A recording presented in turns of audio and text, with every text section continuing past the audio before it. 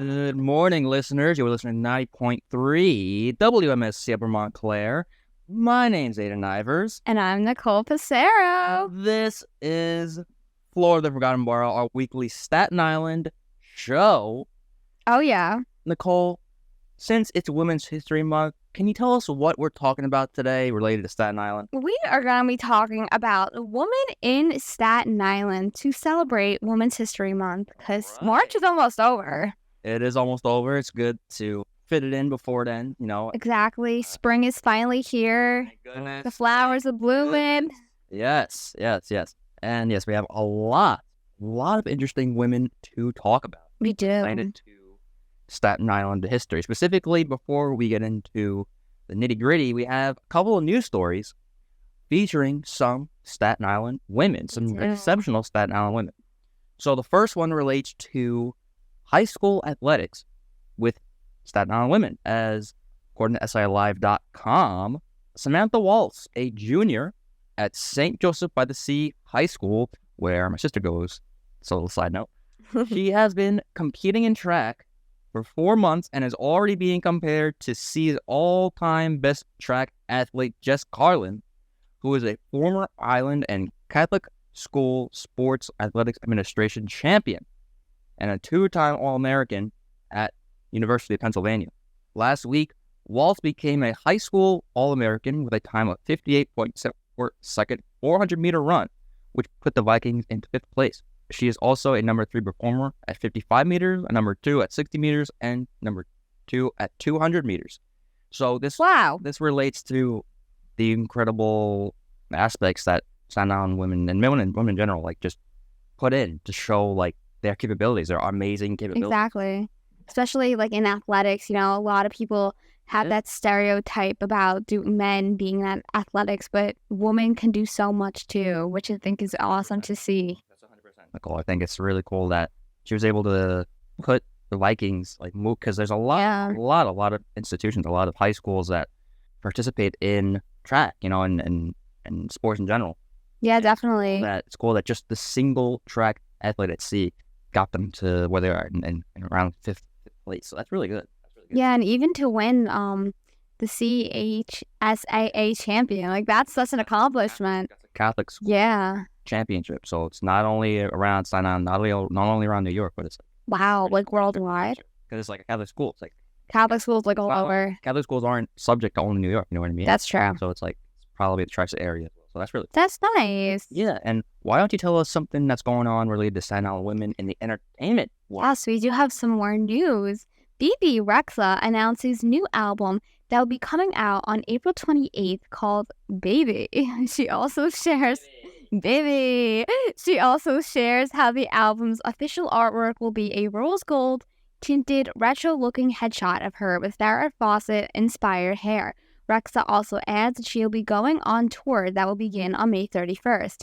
Her recent song, I'm Good, reached number 4 on the Billboard Hot 100 list back in January.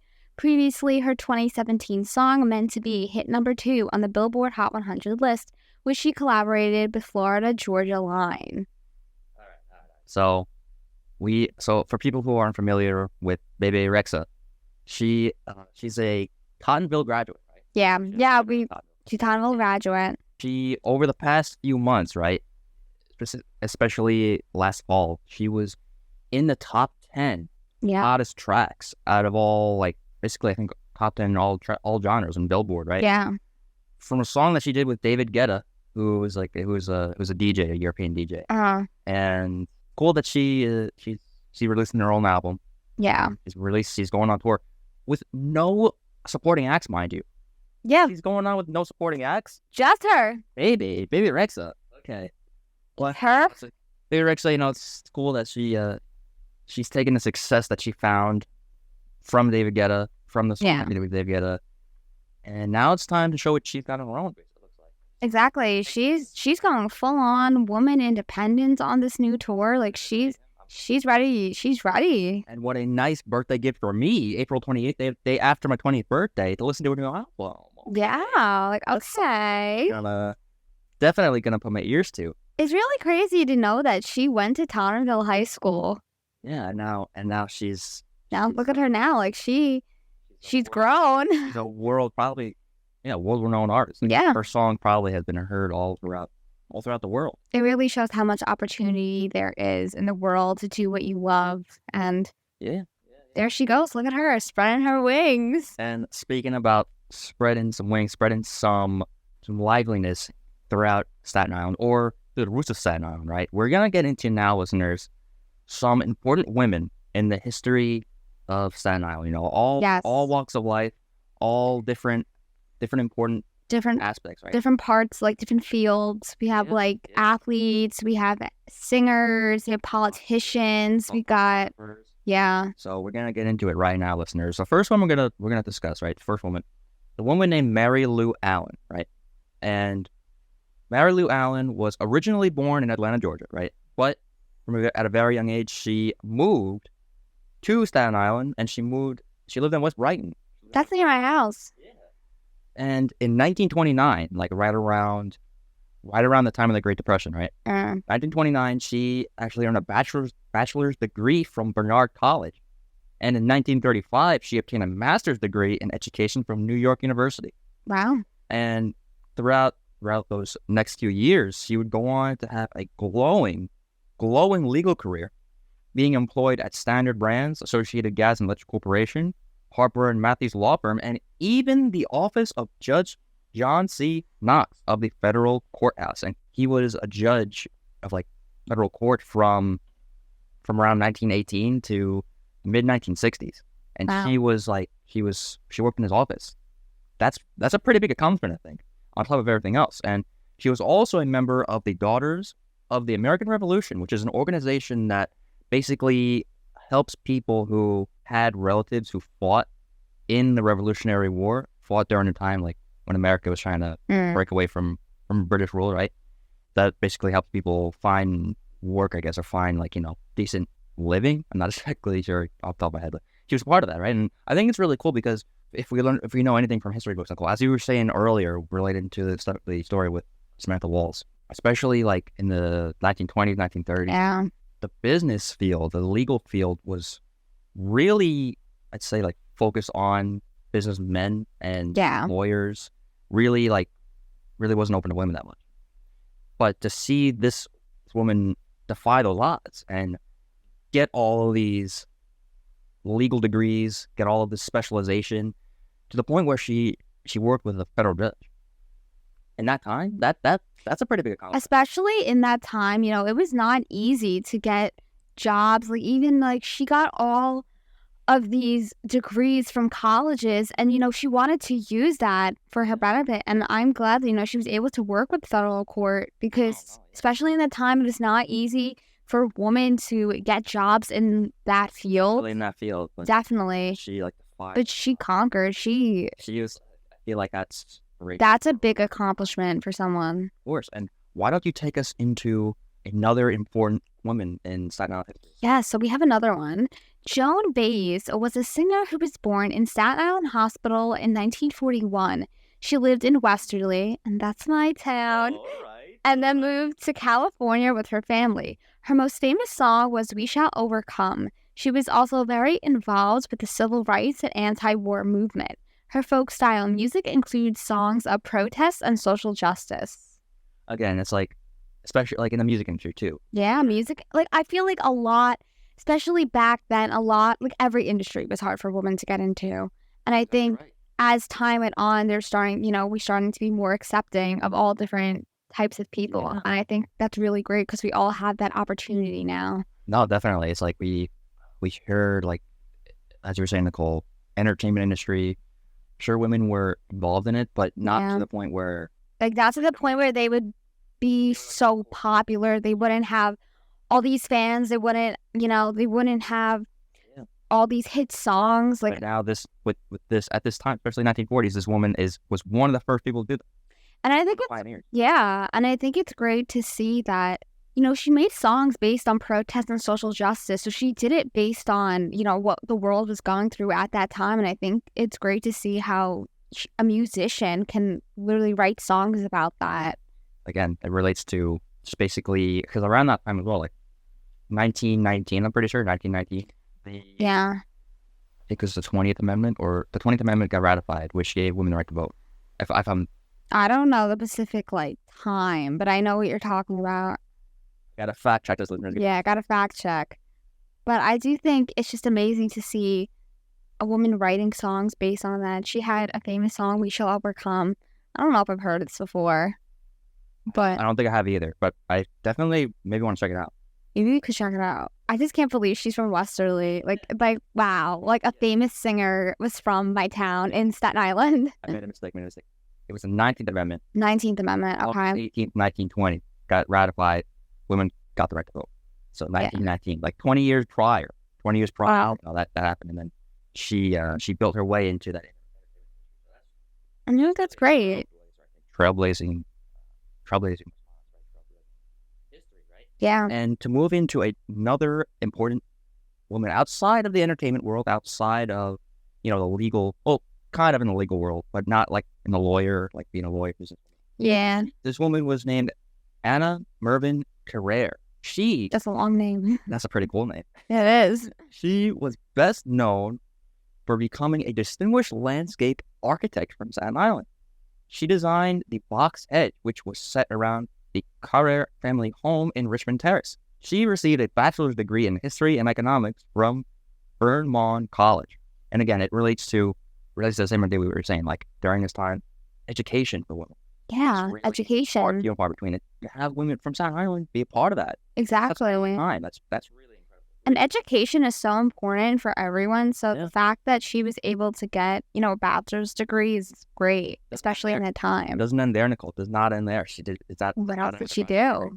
She went on to become the assistant editor for a weekly review published by the United States Department of State on Western European politics. Can you believe that? Working with the United States government. Oh my goodness. Wow. And she even worked with the U.S. Department of War and Military Intelligence during World War I. So during World War I, she was there on the board, for military intelligence, talking with people because she had that experience working with architecture, right? Landscape art. Mm-hmm. And she would go on to attend the Cambridge School of Architecture and Landscape for women at Harvard. Wow. Harvard? That's really hard.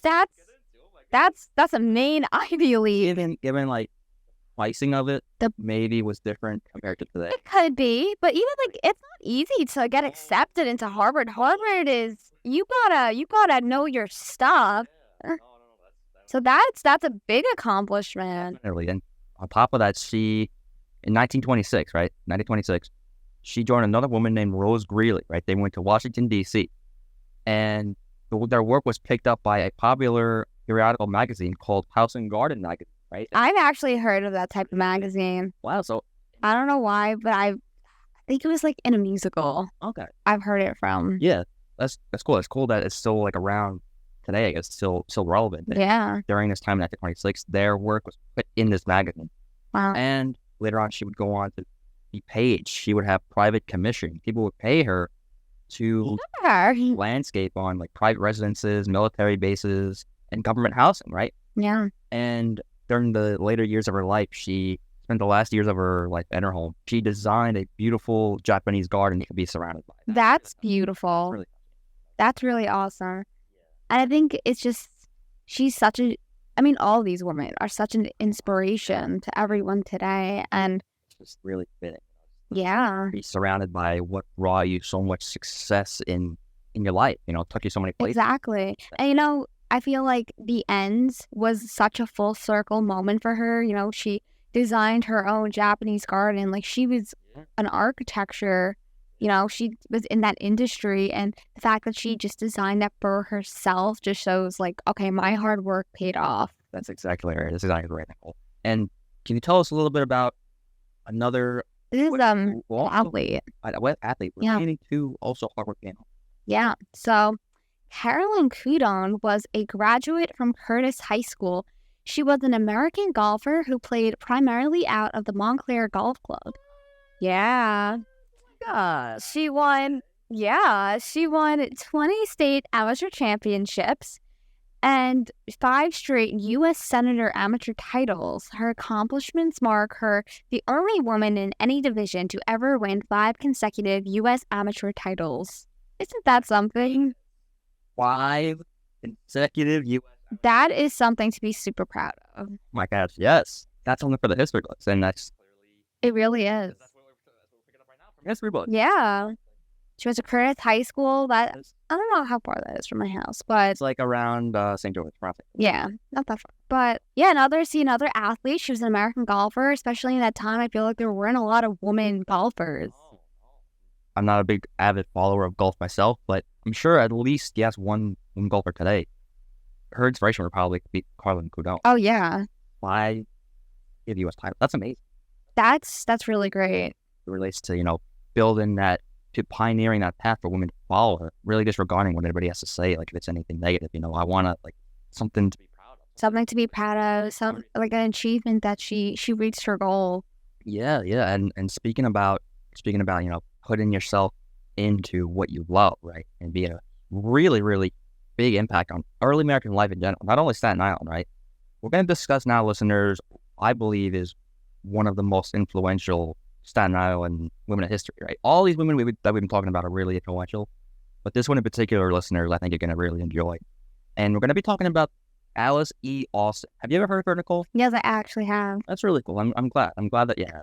Alice E. Austin, listeners, if you don't know who she is, she was really known for her photography. She had a lot of interest related to, golfing, playing tennis in the first ever tennis club on Staten Island, Livingston. She was mostly known for her great photography work, right? She was introduced to photography at a very young age. By the time she was 18 years old, she was really experienced with it. Compared to today, there's a lot of technology that goes with it. But at that time, she was considered an expert at it. She was considered an expert during the early 1900s, right? And to show how dedicated she was to photography, she would sometimes, or most of the time, carry on her bicycle a really, really heavy wooden box camera to take photos with, right? And she utilized that to take photos of her world. And I wouldn't say a lot of people would be necessarily willing to do that, Especially in that time, it's not like she had a phone. Like, it was just so tiny you could put in a bag. It was a bulky wooden box, and she had that dedication that she wanted to, travel, take photos. That's some pure dedication and motivation right there. Oh, that's exactly right. And when she was on summer vacation one year with her family, right, she happened to meet a kindergarten teacher named Gertrude, and they quickly grew fond of each other. They like being around each other, right? Aww. And beginning in 1910, right, this is the early 1910s, Alice Austin, her full name, Miss E. Alice Austin, to be exact, was listed annually in New York's Social Register. And basically what that is, listeners, it's a list of people of fashionable society in the area.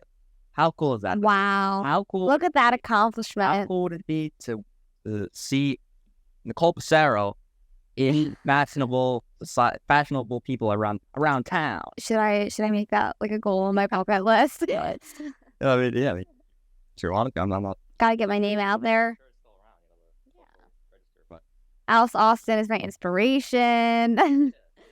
But moving into, again, start of the Great Depression, right, 1929, that's when a lot of people lost a lot of money, right? A lot of people, unfortunately. Very difficult time. Negatively impacted. And unfortunately, Miss Alice Austin was one of them, right? Mm-hmm. And fortunately, she was one of the people who lost a lot of money. But during that time, one person named Oliver Jensen, right, a publisher, he found Alice Austin's photographs, and he saw how incredible they were, how incredible of a job she did regarding that talent. Yeah, regarding that talent of photography in general.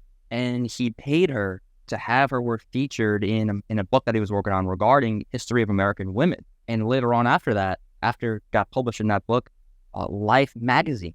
You ever hear of Life magazine? Yeah, I have. They picked up Alice Austin's work as well. That's great. Also in that magazine as well. And that really brought her the extra money that she needed, I think. I think that, yeah, definitely to get her back up on her feet. Yeah, but later on in life though, right? This is another full circle moment. Are you ready for this? Yeah. It's a little bit heartstring point.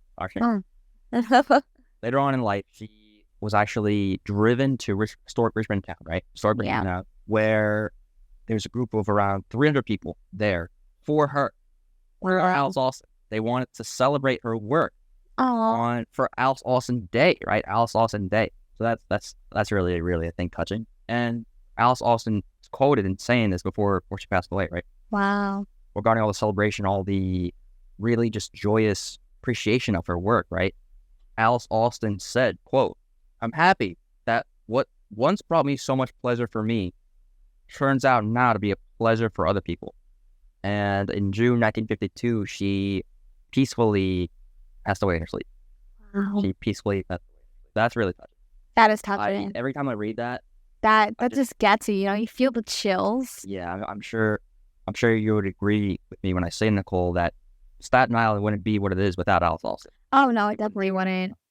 No, and to represent that, right, to still honor her today, still honor her memory, Alice Austin has a school named after her.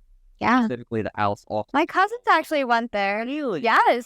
How did they, Yeah, Julie and Ryan went to PS60. Oh no, they loved it. I think they still miss it today. They're in high school now. Actually, so, oh my goodness. She had a school named after her in Bull's Head. Mm-hmm. And her own house in Rosebank. Her own living place is now today called the Alice Austin House. Mm-hmm. And you can arrange a tour there. You can see it's a museum. It's a museum. I'm trying to remember if I went there. I do remember learning about Alice Austin in like my elementary school. I don't know if we went there, but like I definitely remember hearing that she has her own museum, which I think is like really cool. Definitely 100% Nicole. It's like Alice Austin House. It's a museum. Yeah. Called House. Yeah. And it's a member of Historic House Trust, which exists to preserve historic houses, basically. And I think it shows how much, without Alice Austin, Staten Island would not be what it is today. Absolutely not, Nicole. Absolutely. I just have a feeling like, okay, this might sound a little bit weird, but I feel like Alice Austin right now, she's maybe hearing us, Yeah. Maybe she's listening in. I think it's really cool to talk about her and then just remember. All what she did, all her accomplishments. I kind of still wish that she was like, here, sitting with us. We can interview her. I know. That would be amazing. It's great to just honor her in memory. And she's actually laid to rest in Moravian Cemetery near my house. Which you got. Oh, wow. That's going to be a good one. Yeah. All right. Well, we do have some more women in history to discuss. Sure. And another one we have is Rosalie Gardner-Jones was the first suffrage activist to fly for the cause in Staten Island. She decorated banners saying, quote, "Votes for Women," while the plane landed at the Flying Carnival in Staten Island. She also led a band of suffragists in a horse-drawn carriage on a 20-day journey from New York City to Washington, D.C. Wow. But, at that time, planes weren't what it is today. Like, No. It was, like, they didn't have all that technology. I'm not a plane expert myself, but me either. I would think, like, there would be some planes designed for, like, warfare and designed for regular travel. Yeah. And based on thinking about movies now, when we watch old movies, we see, like, the little tiny planes that people are in. Nothing like it is today. Definitely. And I don't, personally, Nicole, I don't really enjoy flying myself. Me too. Me either. I'm not a plane person. I'm so afraid. It's good to see somebody, again, who took that pioneer. She was dedicated to shows that she flew all the way to come to Staten Island for that suffrage cause. That's exactly right, Nicole. And it relates to what we said before, like with the early 20th century, women were really building their place in American society. Exactly. So, because we've been covering all these different incredible aspects, all walks of life, really, I think, just forefronts for what American society would become, right? And now, listeners, we're going to turn up all the clocks, turn them all the way to present day. We're going back. We're not talking about people who maybe are not with us. We're moving forward. We're here to talk about people who are currently making history, right? Yeah. So the first person that we're going to discuss, right, is somebody who has really made her name present in the baseball world. Another athlete. That's Kelsey Whitmore. Kelsey, have you ever heard of Kelsey Whitmore, Nicole? I have, yeah. Well, Kelsey Whitmore is a professional baseball player and outfielder for our own Staten Island Ferry Hawks. I love the Ferry Hawks. Yeah. Staten Island Ferry Hawks is part of the team. And the reason why there's so much groundbreaking history surrounding Kelsey Whitmore is that she is the first woman ever to appear in the starting lineup in an Atlantic League team in game. Wow. And from 2014 to 2019, she was a member of the U.S. Women's National Baseball team. And last May, when a baseball season was really starting to get into swing, no pun intended, she broke more records, right? And on May 1st of last year, she was featured on the first game, the first woman ever to play left field in the Atlantic League, right? Everybody else on the team is a guy, but she's there playing it with them. Good for her. Yeah. And on May 4th, right, a few days later, featured the first game ever where Whitmore was the first woman to pitch in the Atlantic League. Wow. And that game specifically, she entered with the bases loaded and 2 outs. And she retired a former professional baseball player, former St. Louis Cardinal and former Los Angeles Angel, Ryan Jackson. So this guy played for these teams, the Cardinals and the Angels, which are incredibly difficult to do starting off anywhere, for anything. Oh, yeah. You have to play baseball for a really long time. She retired. Meaning she got him out. That just shows how much a woman in baseball, she's good. Like, she's better than good. Like, she's phenomenal at what she does. And I think it's great to see her get all these accomplishments in our current time period. Like, she's definitely, I mean, I'm not a baseball player, but, if I was a baseball player, that was a woman, I would be inspired by her. Exactly right, Nicole. And I'm sure a lot of young women today really look to Kelsey Whitmore. Yeah. Not even if they're like a baseball player, just in general, like doing what they love. It could be from athletes to not, anything in general. Yeah, no matter what other people have to say. And Nicole, why don't you tell us about another important, groundbreaking Staten Island woman who we mentioned earlier in the show? We did mention her earlier. I was really getting that accent over there. Well, we mentioned Bebe Rexha earlier before, but she was born in Brooklyn, but then she moved to Staten Island and went to Tonneville High School. She was part of many school musicals and the choir. And like we said before, Bebe Rexha is having a tour that will begin May 31st in Phoenix, Arizona. Yeah, and listeners, give me one second. I want to find search out how old is Bebe Rexha? How old is Bebe Rexha? Yeah, Do you have a guess? Early 20s, 22. That's my guess, or 26. I don't know. She's 33. Okay, that is my bad. She was born August 30th, 1989. Okay, so it's cool to see like a Staten Islander, kind of, but not really in our age range.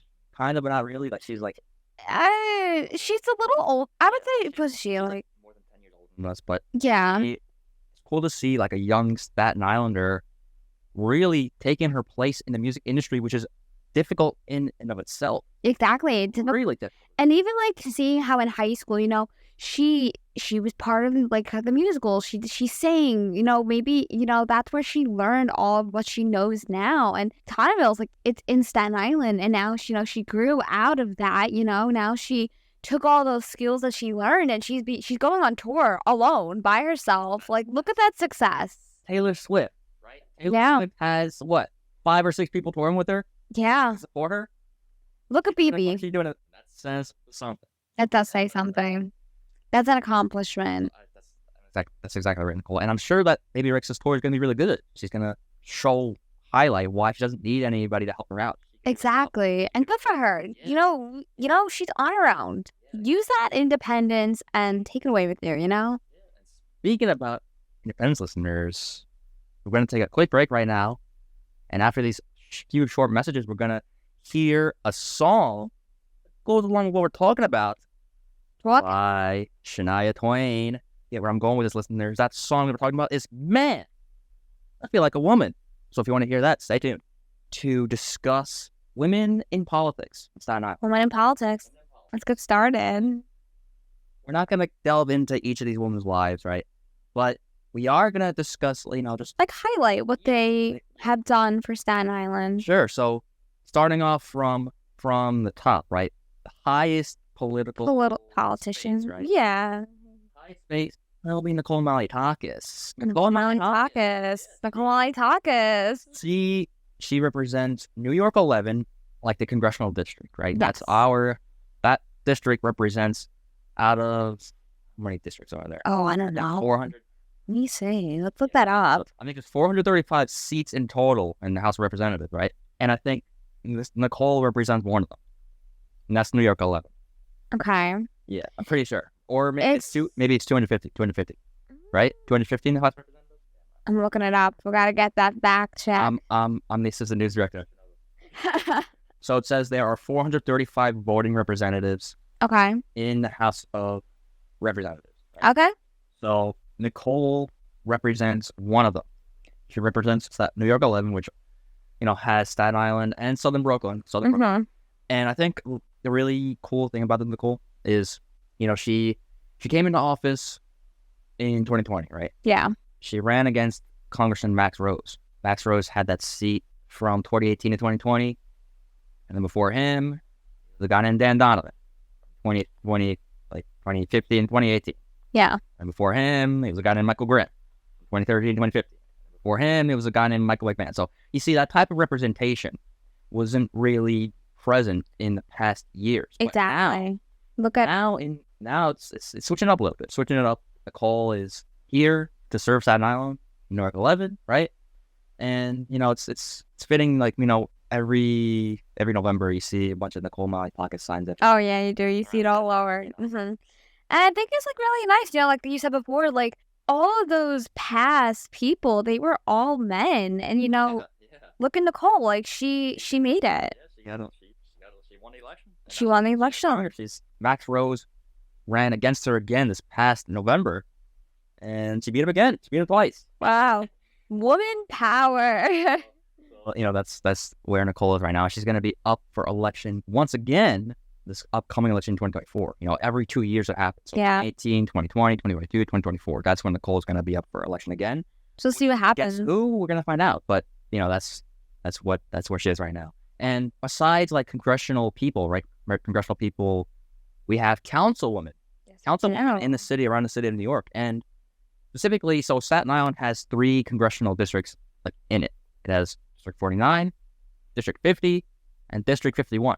And District 50 and 51 are held by 2 guys, Joe Borelli, I'm pretty sure, and a guy named David Carr. Mm-hmm. But District 49, which represents the northernmost aspect of Staten Island, St. George, Port Richmond, that area. Represented by a woman named Camilla Hanks. Camilla Hanks represents District 49 in northern Staten Island, right? So that's really cool. I think it's showing that women also have the capability to do what men are doing. That's exactly right. In any field, especially, That's 100% right, Nicole. And I think it's really cool how our council people work together, to fight best for Staten Island. And again, like you said, Nicole, like the ratio of like men to women is progressively like changing over. It takes some time, but it's changing. Women holding positions, right? And speaking about like outside of councilship, right? In the New York State Senate, it's also held by some women who have they play a major role in Staten Island, right? So currently in the 23rd district, right? 23rd Senate district, it's held by a woman named Jessica Scarcella Spanton. Jessica Scarcella Spanton, I think she won her election in the past midterm in 2022. Mm-hmm. And she took over a spot held by Senator Diane Savino, who retired. She stepped out of politics this past year. Like, look at that. One woman retired, the next woman steps up, and I think that's so inspirational. That's exactly like very Nicole. I'm excited to see what Jessica Scarcella Spanton. Like, what does she have in store for us? Keep the best for community. Yeah. For Staten Island, and to show that, like you said, like women can do it too, 100%. And outside of like, well, I don't mean it in this mean way, but outside of like electionship, there is another woman in Staten Island who, in 2016, was named one of 50 of the most influential Staten Islanders, and that woman is Leticia Amaro. Leticia Amaro ran for borough president in 2021 against Vito Fossella and Mark Murphy. Right? It was a 3-way electionship, right? Which ultimately won. She ran there. As I said, she was named one of 50 most influential Staten Islanders in 2016. Wow. Today, she serves as the secretary for the Staten Island Downtown Alliance.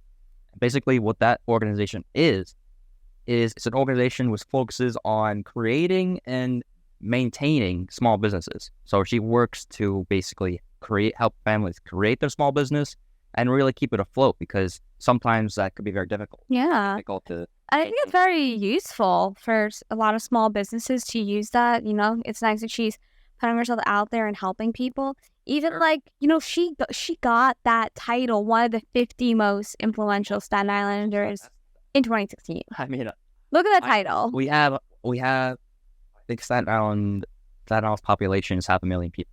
Okay. Wow. On the top 50 list, that's something. That is something. There are a lot of people in Staten Island. I think it takes a lot of work for you and I, Nicole, to be on that list. Yeah, no. I think that should be our goal, Aidan, to get on the list. One of the top most influential Staten Islanders. I'd say there's potential there. I'd say there's a shot. I feel like we have a shot. I feel like that we need to do that. Yeah. It's a goal that we both need to pursue. Sure. So, in our last few minutes, listeners, of today's episode, I think now, Nicole, let's talk about the personal women in our lives, Nicole. Yeah. Our moms, our grandmas, our sisters, our aunts.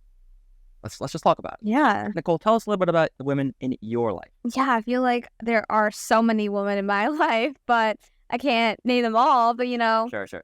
I feel like all the women in my life, whether they're younger than me, whether they're older than me, they all inspire me to the person that I am today. They motivate me.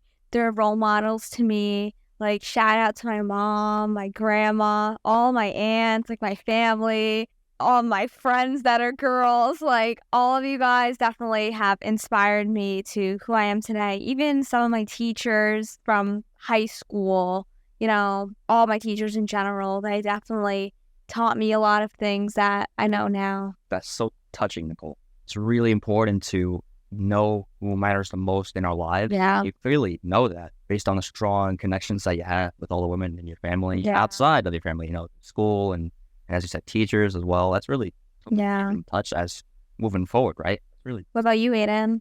So same with me, Nicole. Like, my family is really close relationships with one another. I'd say the most influential woman in my life has to be my mom. Yeah. She's been there every step of the way for me. Mm-hmm. As I'm about to be 20 years old.